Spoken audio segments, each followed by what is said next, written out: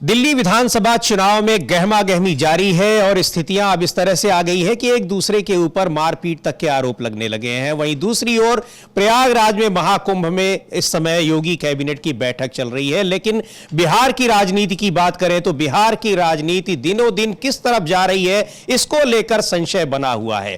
पहले नीतीश कुमार, उसके बाद लोक जनशक्ति पार्टी के नेता चिराग पासवान और अब हम के नेता जीतन राम मांझी पलट रहे हैं। पलटने के बाद फिर दूसरी तरफ पलट रहे हैं और वो बार बार यू टर्न लेते दिखाई पड़ रहे हैं। जीतन राम मांझी लगातार सरकार, जो एनडीए सरकार है, उससे नाराजगी जता रहे हैं और एनडीए गठबंधन को लेकर उन्होंने जिस तरह से दबाव बनाने की कोशिश की, सीधे तौर पर कहा कि उनको बिहार में विधानसभा चुनाव में 40 सीटें चाहिए।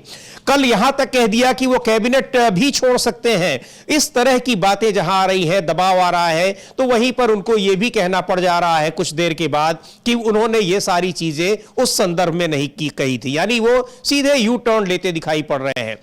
चिराग पासवान भी जिस तरह से हमलावर रहे, नीतीश सरकार पर भी दबाव बनाते रहे, केंद्र सरकार के ऊपर भी दबाव उनके ऊपर केंद्र सरकार ने भी बनाया। उनके सहयोगियों के यहां ईडी और सीबीआई के ईडी के जब छापे पड़े, उसको दबाव ही माना जा रहा था और उसके बाद उनका भी यू टर्न लेना दिखाई पड़ रहा है। लेकिन नीतीश कुमार जिस तरह का दबाव एनडीए के ऊपर अभी भी बनाए हुए हैं, उसको देखते हुए बिहार में एनडीए की स्थिति कमजोर मानी जा रही है और यह माना जा रहा है कि एनडीए वहां पर लगभग बिखर चुका है और उसको जो संजीवनी मिल रही है, ऊर्जा मिल रही है, वो महाराष्ट्र की घटनाओं से मिल रही है। महाराष्ट्र में भी एनडीए में सब कुछ ठीक नहीं है। सरकार बनने के बावजूद वहां पर तीनों घटक दलों में, जो मुख्य रूप से 3 घटक दल हैं महायुति के, उनके बीच में जिस तरह से टकराव की खबरें लगातार आ रही हैं, सैफ अली खान पर हुए हमले के बाद जिस तरह से स्थितियां बिल्कुल बदल गई हैं, उसको देखते हुए एनडीए गठबंधन पर खतरे के बादल मंडरा रहे हैं।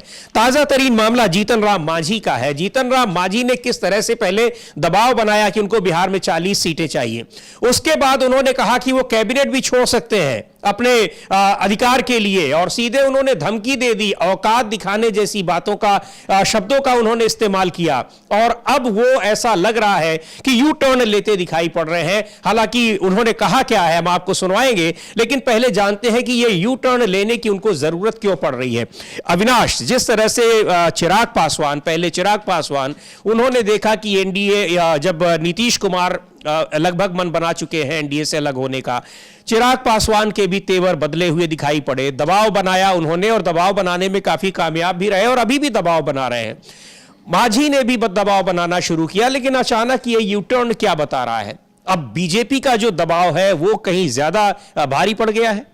नहीं, बिल्कुल एनडीए के अंदर सबसे जो उनके सहयोगी दल हैं जितने भी, उन सबको एक चिंता सता रही है कि जब इस बार जो चुनाव होना है विधानसभा जो चुनाव लास्ट में होगा साल के, तो जो सीट बंटवारा होगा, क्योंकि लोकसभा चुनाव में हमने देखा कि बीजेपी ने सबसे पहले तो अपने सहयोगियों से कहा कि भाई आपको हम 3 सीटें 4 सीटें दे देंगे, तो वो एनडीए में शामिल हो गए। लेकिन जब सीट बंटवारे का समय आया तो जीतन राम मांझी को 1 सीट पकड़ा दी। मांझी का कहना था कि भाई हमसे तो 2 और 3 सीटों की डिमांड की बात चल रही थी, हम 5 मांग रहे थे, लेकिन एनडीए की तरफ से कहा जा रहा था कि 2 सीटें ले लो। और जब फाइनल बंटवारा हुआ तो 1 सीट पकड़ा दी। और वही हालत आपने देखा उपेंद्र कुशवाहा की थी। उपेंद्र कुशवाहा तो 5 सीट मान के चल रहे थे, उनको 5 सीटें मिल रही हैं, क्योंकि पहले भी उनको 3 सीटें एनडीए ने दी थी जब 2014 का चुनाव हुआ था। और लेकिन जब फाइनली जब उनके पास में भी आया तो पता चला कि 1 सीट है, काराकट की सीट दी गई और उस पर भी बीजेपी ने अपने एक बागी और उम्मीदवार चुनाव में उतार दिया। तो यानी कि जो बोर्ड भी मिलना था एनडीए का, बीजेपी का, वो बोर्ड भी उपेंद्र कुशवाहा को नहीं मिला। और जो सीट थी, सीट की संख्या 5 से घटाकर पहले 3 की और 3 से घटाकर 1 कर दी। तो जाहिर सी बात है, जो एनडीए के घटक दल हैं उन्हें समझ में आ गया है कि भाई अगर अभी से दबाव नहीं बनाया जाएगा बीजेपी पर, तो फिर वही स्थिति बनेगी कि मांझी को 4-5 सीटें पकड़ा दी जाएंगी। उपेंद्र कुशवाहा के साथ में भी यही खेल होगा। और क्योंकि चिराग पासवान तो पिछली बार बीजेपी को झटका दे चुके हैं सीट बंटवारों को लेकर, क्योंकि पिछली बार भी उन्होंने 50 से ज्यादा सीटें मांगी थी, लेकिन एनडीए के अंदर उनको भी 20-25 सीटों का ही ऑफर किया जा रहा था। तो चिराग पासवान ने तो पिछली बार अपनी ताकत दिखा दी, और खासतौर पर जेडीयू को, क्योंकि उन्होंने बीजेपी के खिलाफ उम्मीदवार नहीं उतारे, तो बीजेपी को भी बता दिया कि भाई अगर हमने पूरी सीटों पर उम्मीदवार उतार दिए होते तो जो स्थिति जेडीयू की हुई थी 2020 में, वही स्थिति पर बीजेपी की भी होनी थी। तो भाई बीजेपी और जेडीयू को यह तो पता है कि चिराग पासवान बगावत करेंगे तो कितना बड़ा नुकसान कर सकते हैं। लेकिन जीतनराम मांझी हो और चाहे आप उपेंद्र कुशवाहा को ले लीजिए, इनकी बगावत से बीजेपी को ज़्यादा लग रहा है कि उन्हें ज़्यादा अंतर नहीं आ रहा है। और इसीलिए आप देखो, दिल्ली का चुनाव हो चाहे झारखंड का चुनाव हो, चिराग पासवान को तो बीजेपी ने एक सीट पकड़ाई है दोनों ही चुनाव में, जबकि ना तो दिल्ली में चिराग पासवान का कोई बेस है, ना ही झारखंड में कोई बहुत बड़ा बेस था, लेकिन दोनों को एक सीट दी गई, चाहे जेडीयू का मामला हो चाहे चिराग पासवान का हो। लेकिन मांझी को और उपेंद्र कुशवाहा को तो पूछा ही नहीं गया। तो उपेंद्र कुशवाहा तो खैर इस चक्कर में खामोश बने हुए हैं कि उनको ये लग रहा है कि भाई अब जब अभी हाल फिलहाल में कभी भी जब केंद्रीय मंत्रिमंडल का विस्तार होगा तो उनको मंत्री पद मिल जाएगा। अगर उपेंद्र कुशवाहा के पास मंत्री पद होता इस समय तो जो बयान मांझी के आ रहे हैं वही बयान उपेंद्र कुशवाहा के भी आ रहे होते। लेकिन उन्हें पता है कि यदि इस समय बीजेपी को नाराज करेंगे तो जो केंद्रीय मंत्री पद का जो एक आश्वासन उनको मिला हुआ है फिर वो भी वहां से चला जाएगा। लेकिन मांझी के पास मंत्री पद है, इसलिए जिस तरीके का उनका पहले बयान आया था कि भाई पहले तो 40 सीटों की डिमांड कर रहे थे, लेकिन बीजेपी के नेता मांझी की डिमांड पर बिल्कुल मतलब एक तरीके से सुनवाई नहीं कर रहे थे कि भाई 40 सीटें। और जब दिलीप जायसवाल से सवाल किया गया कि भाई मांझी का बयान आया है तो उनका जवाब था कि सीट बंटवारा तो हो गया, कुछ नहीं हो सकता। यानी उन्होंने सीधा सीधा बोल दिया कि आप कुछ भी कहते रहिएगा लेकिन आपकी हम कोई सुनवाई करने को तैयार नहीं है। उसके बाद ही जीतनराम मांझी का बयान आता है लखीसराय से कि भाई जरूरत पड़ेगी हमको तो हम कैबिनेट मंत्री पद भी छोड़ देंगे। कैबिनेट मंत्री पद छोड़ने का मतलब सीधा सीधा है कि जो जीतनराम मांझी है वो एनडीए छोड़ने की बात कर रहे हैं।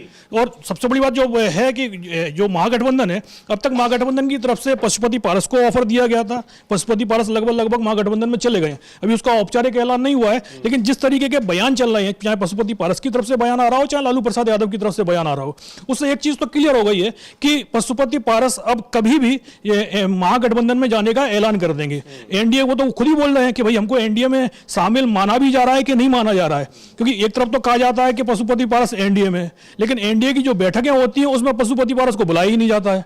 और पशुपति पारस यदि एनडीए के घटक दलों के नेताओं को न्योता देते हैं दही चूड़ा का तो कोई आता भी नहीं है। तो जाहिर सी बात है जब आप हमको एनडीए में मान ही नहीं रहे हैं तो फिर हम दूसरी ओर उनके भतीजे चिराग पासवान देते हैं तो लोग जाते हैं एनडीए के लोग, लेकिन चिराग पासवान खुद वहां नहीं रहते हैं। हाँ बिल्कुल, चिराग पासवान ये मतलब सीएम पहुंचते हैं और जाहिर सी बात है 2020 में जो चिराग पासवान ने सबसे बड़ा झटका नीतीश कुमार को ही दिया था। तो आप देखिएगा कि बीजेपी के नेता पहुंचते हैं तो चिराग पासवान उनको लेने के लिए गेट पर पहुंच जाते हैं, लेकिन जब नीतीश कुमार पहुंचते हैं तो चिराग पासवान अपनी ही पार्टी से गायब हो जाते हैं। नीतीश कुमार वहां 10 मिनट रुकते भी हैं। जब आप 10 मिनट, बहुत दूर चिराग पासवान का घर और ऑफिस में ज्यादा डिस्टेंस नहीं है, हमने मान लिया चलो नीतीश कुमार अचानक पहुंच गए, चिराग पासवान के पास जानकारी नहीं थी, लेकिन 10 मिनट सीएम वहां रुके रहे। जाहिर सी बात है सीएम के पास में इस तरीके का कोई मैसेज नहीं था कि चिराग पासवान आने वाले हैं। यदि आने वाले होते तो 5 मिनट और रुक जाते वो, लेकिन जब चिराग पासवान का कोई मैसेज नहीं चल रहा था, ये बाद में सफाई दी गई कि भाई पूजा पाठ में बैठे हुए थे, भाई आप बातचीत तो कर ही सकते थे, एक मैसेज तो भेज ही सकते थे कि हम आने वाले हैं, लेकिन चिराग पासवान ने कोई मैसेज नहीं दिया। इसलिए नीतीश कुमार ने समझ लिया कि भाई यहाँ कुछ मिलने डलने वाला नहीं है, तो वो 10 मिनट बाद वहां से सीधे निकल गए। लेकिन जब बीजेपी के नेता पहुंचे तो आपने देखा होगा चिराग पासवान के साथ उन सबके फोटो आ रहे थे बाकायदा हंसी खुशी, क्योंकि चिराग पासवान को बीजेपी तो साधने की कोशिश कर ही रही है, लेकिन मामला वही है सीट बंटवारे वाला मामला। चिराग पासवान को यदि सीटें नहीं दी गई, अब ये कहा जा रहा है जो सीट बंटवारे का जो फॉर्मूला